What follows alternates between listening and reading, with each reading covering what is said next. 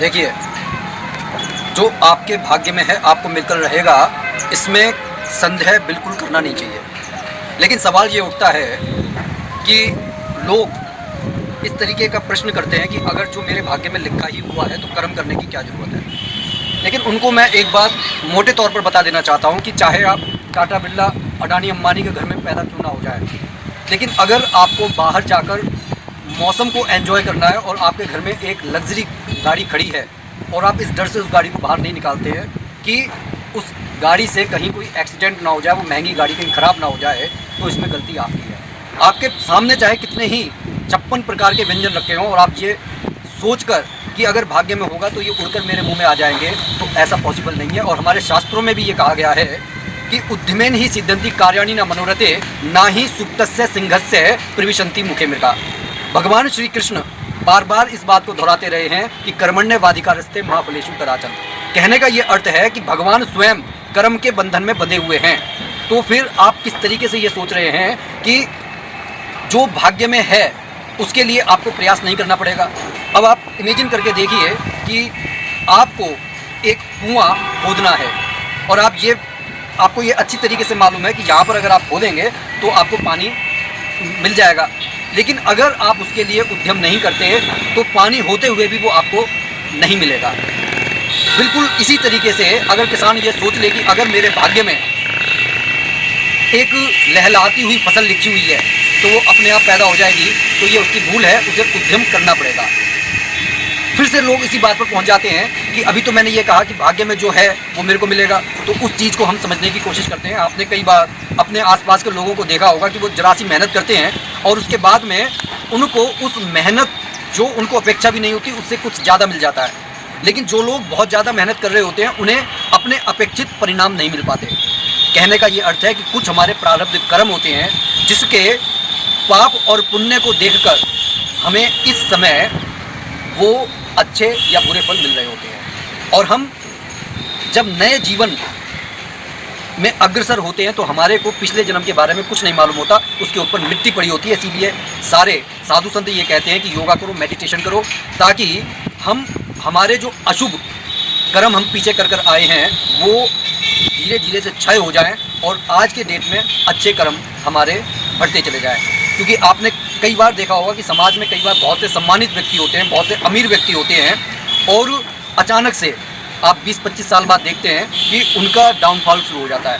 क्या कभी आपने सोचा है कि ऐसा उस समय उन्होंने क्या किया था कि वह अपने जो प्रसिद्धि के चरम पर थे और अब इतने भयानक धरातल पर मतलब बिल्कुल रसाताल में क्यों चले गए? कारण यही है कि उन्होंने ये सोचा कि भगवान कुछ नहीं होता, इसलिए वह अपने बुरे कर्मों का क्षय करने की उन्होंने कोशिश नहीं की और आज की डेट में भी वो बुरे कर्मों में लग गए। अगर आप ये सोचते हैं कि किसी के बारे में आपने बुरा सोच लिया है, किया नहीं है, आप ये सोच कर देखिए कि आप अपना ही बुरा कर रहे हैं। जब भी आप किसी के बारे में बुरा सोचेंगे तो वह सबसे पहले आपके मन और मस्तिष्क में घटित होगा। मन और मस्तिष्क में घटित होने के बाद में वह ऐसे हार्मोन्स आपके अंदर पैदा करेगा जिसे कहना चाहिए कि वे असुर हार्मोन्स होंगे, जो आपको कालेपन की तरफ, अंधकार की तरफ लेकर चले जाएंगे, आपको प्रकाश की तरफ बढ़ने नहीं देंगे। इसीलिए मैं बार बार ये बात भी कहता हूँ कि अगर आपको वाकई में पूजा पाठ में आपका इंटरेस्ट है, आप मानते हैं कि भगवान है, तो सबसे पहले आपको अपने मन से, वचन से, कर्म से शरीर को शुद्ध करना होगा। क्योंकि अगर मन, वचन, कर्म से आप अपने आप को शुद्ध नहीं करते तो ऐसा नहीं है कि कोई इष्ट देवता का मंत्र जाप करने से वो हमारे को अच्छे परिणाम नहीं देता या किसी भगवान में कोई शक्ति नहीं है। आप भगवान को जिस रूप में भजते हैं वह उसी रूप में आपको दर्शन देते हैं, लेकिन बात सारी विचारों पर आकर टिक जाती है, बात सारी आपके किए गए कर्मों पर आकर टिक जाती है। भाग्य में तो आपके बहुत कुछ है, लेकिन अगर आपने आगे बढ़ने की कोशिश नहीं करी तो आपको उसके मतलब जो चीज़ आपके भाग्य में है वो भी आपको नहीं मिलेगी। जिसे हम एक छोटी सी कहानी से समझ लेते हैं कि एक बार एक ब्राह्मण को ये सोचकर कि उसकी बेटी बड़ी हो रही है, वह तपस्या करने के लिए जंगलात में चला गया और पीछे जब वह कई सालों तक नहीं आया तो गांव के लोगों ने सोचा कि भाई उसकी बेटी हम सभी की बेटी है, उन्होंने उसका विवाह कर दिया। इधर वह ब्राह्मण वहाँ पर पूजा करने के बाद में भगवान शिव को प्रसन्न करके कहता है कि भाई मेरे को अपनी लड़की का विवाह करना है, इसलिए आप मुझे बस इतना धन धान्य दे दीजिए कि मैं उसका आराम से विवाह कर सकूं। भगवान शिव ने कहा कि भाई कुछ और मांग ले, तेरी लड़की का विवाह हो चुका है। तो कहने लगे मुझे किसी और चीज़ की जरूरत नहीं है। तो कहने लगे चल कोई बात नहीं, लेकिन मैं तेरे को 1 साल का राजपाट देता हूँ। तो वो कहने लगा कि भाई मेरे को राजपाट की आवश्यकता नहीं है, मैं क्यों कर्म बंधन में बंधूँ। लेकिन भगवान शिव का वचन मिथ्या नहीं गया। तो उसने एक राज्य में वह जब जा रहा था तो उसने सोचा कि इस राजा को मैं गालियाँ दूंगा तो ये मेरे को फांसी पर चढ़ा देगा, इससे ये होगा कि मैं कर्म के बंधन में नहीं बनूंगा।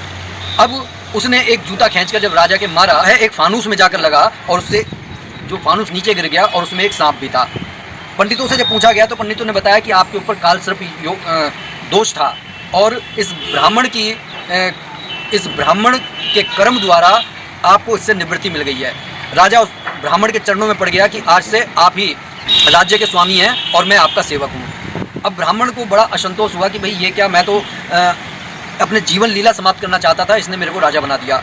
लगभग 1 साल इसी तरीके से बीतने लगा, वो अपना भजन करता रहता था। एक दिन ब्राह्मण ने सोचा कि भाई मैं राजा से जाकर ये बात करता हूँ कि अब मैं अपना जाऊँगा, मेरे को इस राज्य का कोई लोभ नहीं है।